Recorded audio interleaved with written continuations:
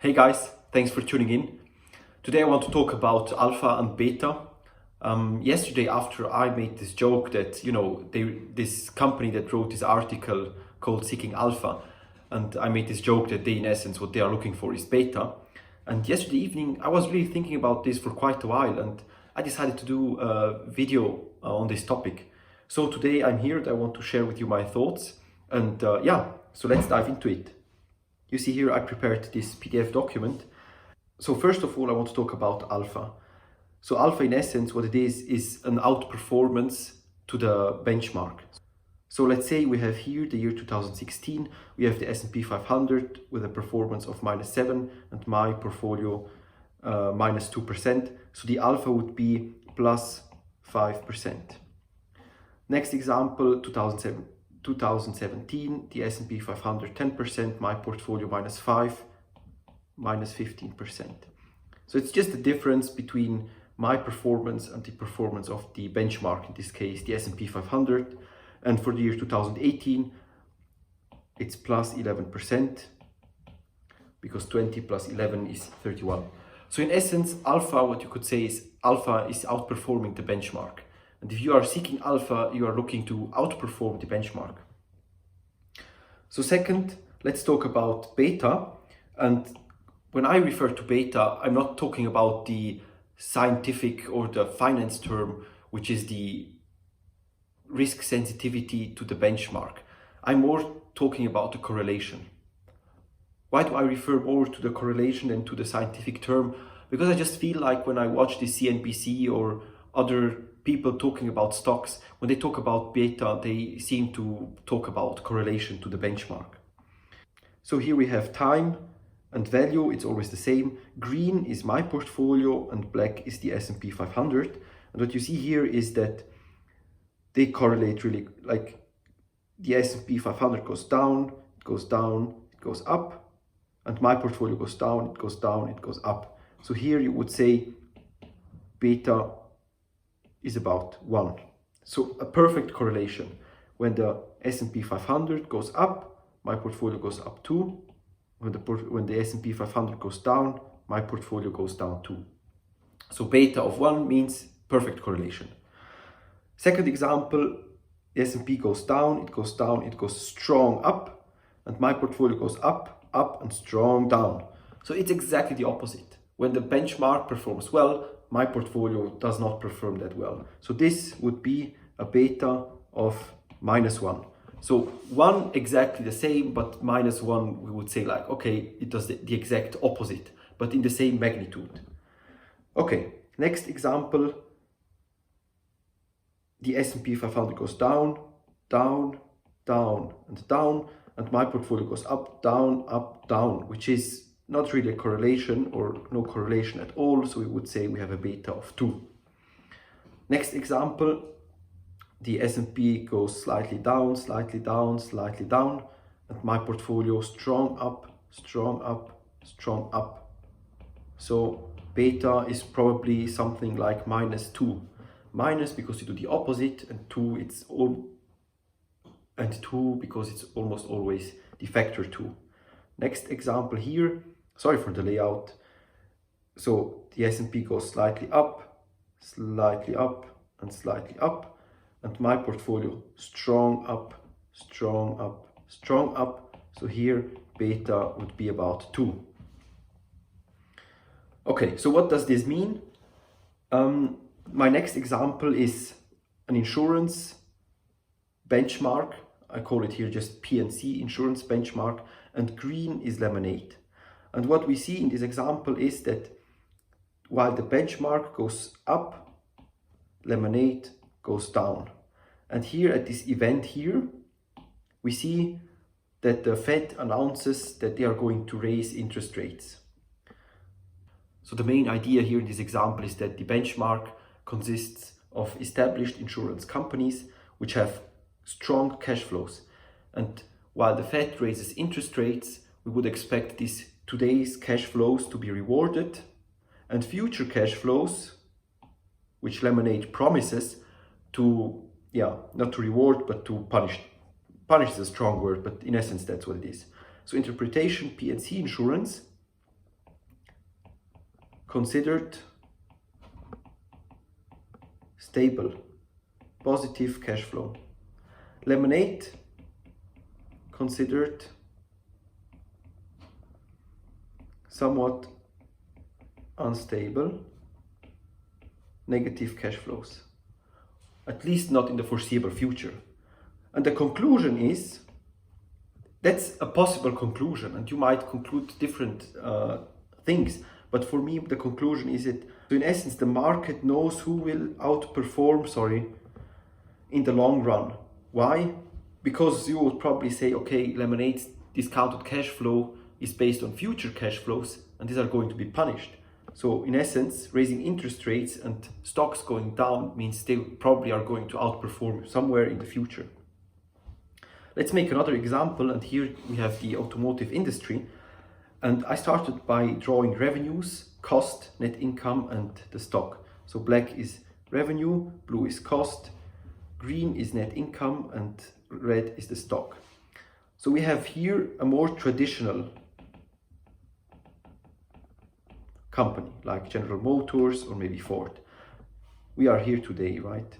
So the revenues is quite stable, it's going to decrease, and at some point they are going to realize this and make bold investments, and then hopefully their revenues are going to increase again.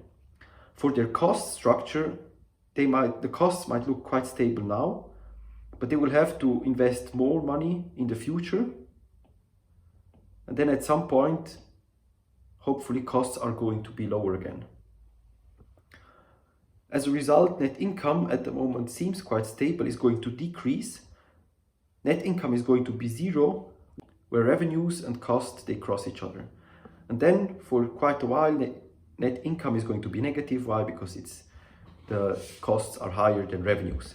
And stock is something like, okay, it's high, and then stock market, they realize, okay, this is not going to work, it goes down, remains low, and then at some point, if the future looks somewhat more bright, it goes up again. Okay, so for Tesla, this looks somewhat different. We are here today. Their revenues is growing. Their cost structure is quite stable, growing but stable. As a result, net income is skyrocketing, and stock, of course, too. Okay. So what is the conclusion from, why did I draw this here? This example here, these two examples here, are just to show what we have to expect from the insurance industry, right? Lemonade being the same as Tesla, and the benchmark for P&C is more like a traditional car manufacturer. And the stock market already knows that. Why? Because we see that when the Fed raises interest rates, these stocks go up while Lemonade goes down. And why? Because we know that Tesla is going to make profits in the future, and General Motors in this example and Ford, they make profits now, or cash flows. So the conclusion here is that we are here today, they raise interest rates, automotive benchmark goes up, which consists of more traditional companies. Tesla goes somewhat down. I disagree, but okay. And then in future, at some point, Tesla is going to skyrocket, while the other are going to plunge because they make losses and they have high cash flows or negative cash flows. Okay, that's the point. So what's the interpretation? Long-term goal, our long-term goal is to maximize alpha. Okay, maximize a positive alpha. We also, actually, what we want, compared to the benchmark, we want to have a maximum negative beta. Why do we want to have a maximum negative beta? Because we know that the benchmark at some point in the future is going down because they are not profitable or they have negative cash flows. The stock is going down too. And we want a stock that goes up. So we need a company that generates in future high positive cash flows. So in essence, the stock goes up when the other goes down, which is a beta. And if we maximize the beta, we have this kind of effect I showed here. That's exactly this one, right? Traditional stocks go a little bit down, a little bit down, a little bit down, and our stock hopefully goes strong up, strong up, strong up. That's the idea. of this experiment. So short term, we don't really know, right? How is alpha going to look like? And short term beta is hopefully already maximized negative beta. Why is that? Yeah, because we can see it here, right? When the Fed raises interest rates, which happens here, we see that lemonade goes down. So the thought after all this explaining was that, okay, maybe we can identify disruptors and future companies that are very successful just by looking at how they react to changes in interest rates. Okay, so what we see here is that pink is the ARK K, then purple is the Nasdaq 100, blue is the S&P 500, and light blue is the Dow Jones Industrial Average. And now we are going to look at here at some point the Fed decided to do their quantitative easing. And here at some point, people realized that at some point we are going to have to tighten this story. So in the next charts, we are going to look at this time period, and we are going to look at this time period. And we are going to look at how different these indices did perform in this time period. So here we have, here the Fed decided quantitative easing. And we see exactly what we expect. Future cash flows are being rewarded. And you see this here. This is the ARK Innovation Fund. And you see also that stocks that are innovative and generate already cash flows, but promise in future to have even higher cash flows, are also rewarded. So the Nasdaq 100. And a mix of very conservative and maybe very innovative companies is the S&P 500. And probably the index which has not so many very innovative companies is the Dow Jones Industrial Average. Okay? So it's exactly what we expect. And on the next graph, this is where people realized at some point quantitative tightening. Why? Because you cannot print money all day long without inflation. And what happened? Innovative stocks were punished. Those guys in between are the Nasdaq 100. Then here it's not so clear because the S&P 500 is higher than the Dow Jones. But the difference is not so large. But anyway, so this is I don't know exactly, but this is something like anecdotal and empirical evidence for what I said here before. So to sum up, what we see is that different types of stocks react completely differently to different events. So when, let's say, the Fed raises interest rates, you see that companies that promise future cash flows, they are going to be punished. While companies that generate cash flow today, they are being rewarded. But this is just an example. So what about if we hear something about inflation or raising costs for labor, or we would hear that there are strong movements to unionize the labor or things like that. So what we would assume is that companies that are disruptors, that have different kinds of resource allocation, that have different resources, that act differently, that spend money in a different way, that think very long term, we would assume that they almost always react in a different way to the benchmark. So what do I mean by that? Let's go back to this chart above here. We would expect a company which is very innovative and creates new products to have something like a beta of -1 and hopefully a beta of -2. Why? Because let's say if green is Tesla and blue is a automotive manufacturer benchmark, okay? And let's say at this point here, oil prices are decreasing. So we would expect the benchmark to do quite a good job. Why? Because driving an ICE car is cheaper now. And why is Tesla going down? Yeah, because driving an ICE engine is cheaper, ICE car is cheaper, and then competition for Tesla is higher. So basically, for almost all events which occur, we would expect the disruptor to behave in the opposite way to the legacy companies. So after I presented you the idea of what I am looking for, in essence, we are looking for a disruptor, and hopefully we can identify this disruptor just by comparing how it behaves, how the stock behaves itself compared to the benchmark. And hopefully, when the benchmark goes up, the stock goes down, and when the benchmark goes down, the stock goes up. So we should look for a correlation, something like -1 or -2 or something like that. So what I'm showing you here, I did some calculations regarding the insurance industry. So here, this is the date. It starts at the 2nd of July 2020 and it ends here the 7th of January 2022. And then you have here a property and casualty benchmark. This is just the daily closing price. Okay, so for the 2nd of July it was 624 and 36. Here we have Lemonade, it's just the stock price. Then we have Hippo. Their IPO, I believe, was at the 11th of January. And then we have Root, also IPO 28th of October. And then of course we have stock data of Progressive, of Allstate, of Travelers and of Chubb. I checked all these companies are also part of the benchmark.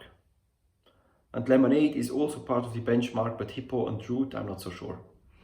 Okay, so next I did calculate the daily change. So here what you see is ending price divided by starting price -1.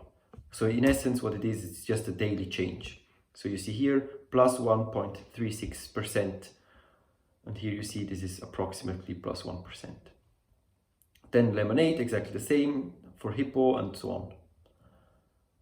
Then next, I calculated the variance for every single component. So here is the P&C benchmark, then the variance for Lemonade, the variance for Hippo, Root, Progressive, Allstate, Travelers and Chubb. So in essence, what the variance is just to measure how volatile a stock is. Then next, I did calculate the covariance of the company, in this case Lemonade, to the benchmark. And here the covariance of Hippo to the benchmark, and so on, for all the companies. So what the covariance measures in essence is exactly how these two companies or how these two stocks do perform. Do they go in the same direction or do they go in the opposite direction? So that's the intuition behind the covariance. And the correlation coefficient does normalize this measure, because this measure, the covariance, is not so intuitively. So correlation coefficient is exactly what I was calling before the beta. Okay, so beta, when we talk about the beta of 1, we assume it's a perfect correlation. So when it goes up and down together, and when we are talking about beta of -1, we expect the opposite behavior. Of course, that's not exactly the same as in scientific terms, looking at financial literature, but I don't care about that. So, and then what I did here, this is just, again, most important data. You see here, it's just imported. So you see here the correlation coefficient of Lemonade to its benchmark and the variance of Lemonade. And I did that for all these companies. Then I plotted this data, and that's what you see here. Okay? So here on the horizontal axis, you see the correlation coefficient. Here you have companies which have a correlation coefficient of 0.9, which is very, very high, and 0.57-ish is quite high too. So these 4 companies, these are 2 companies here, these 4 companies correlate quite well to the benchmark. And then you see these 3 companies which do not correlate with the benchmark at all. So this company here correlates slightly. Slightly is very progressive term here. And then we have here 2 stocks that have a slight negative correlation with the benchmark. So, and if we look at which companies these are, so this is Progressive. These 3 companies are Allstate, Chubb, and the other, I forgot its name, Travelers. And these 3 companies up here is Root Insurance. This one is Hippo down here, and here is Lemonade. So just looking at this data, we probably see that this cluster here has a complete different behavior than this cluster down here. And in essence, what it means is that this could be potential disruptors just by looking at the behavior of the stock. And again, why do I think that this could be potential disruptors? Of course, not because of their stock behavior, but it's one more indicator. Why? Because when events occur, these stocks behave different than the benchmark, which in essence means that these companies have different resources or different opportunities or different problems, whatever the stock market thinks. Okay, so after I did this, I thought, oh, maybe I can check this evidence by also checking how it looks for Tesla. And I did this for Tesla too. You see that here. So I started in the end of October 2011 and until the end of October 2019. Why until here? Because after that, Tesla published really good quarterly results and Tesla took off like a spaceship. And since then, I would say it's quite obvious that Tesla is a disruptor. And then what you see here, I took it on a weekly basis. Why? Because I have different automotive manufacturers from different countries. And of course, they have different holiday. So, you know, at some point, the Germans have holiday, but in the United States, people are still working. So you don't have the daily change. So that I don't mess up, I just took weekly numbers.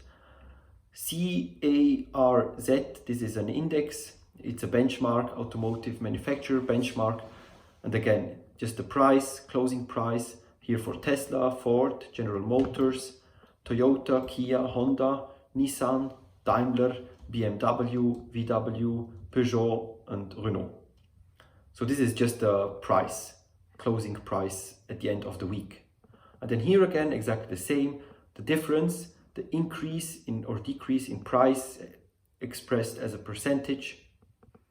And then all the same here again, calculating variance for all the stocks, calculating the correlation, calculating the covariance for all the stocks compared to the benchmark. And at the end, calculating the correlation coefficient. And what you see down here is exactly the same chart plotted again. Okay, so here is the chart. And you see, you have this huge cluster here. And then we have Kia down here. And we have Tesla here. The horizontal axis here is the variance and vertical is the correlation. And what we see is really these companies here correlate really like perfectly. No, that's an exaggeration. Kia does not correlate that much and Tesla is correlating better than Kia, which is surprising. But you see that the variance, that the volatility of Tesla stock is way higher. So this is data from 2011 to 2019. Before, I would say everyone knew that Tesla is a disruptor, or at least before Wall Street understood that, although I'm not so sure if they understand it today. But anyway, so it seems to me that there is some evidence that just looking at the correlation of a stock to the benchmark, we could already identify if this company is a potential disruptor or not. So anyway, I hope you liked this video. Make sure to like, make sure to subscribe. Man, this was quite a bit of work. I spent for sure 5 hours. So I will try to publish these documents and this Excel sheet somewhere. Maybe I will just link it down below. Make sure to download it, play around, plug in some numbers. If you want, try it for different industries and share the results. I'm so curious to know what your findings are. And if you have any ideas or recommendations, please write it down in the comments. Yeah, thank you very much for watching. I hope you enjoyed and see you soon. Bye.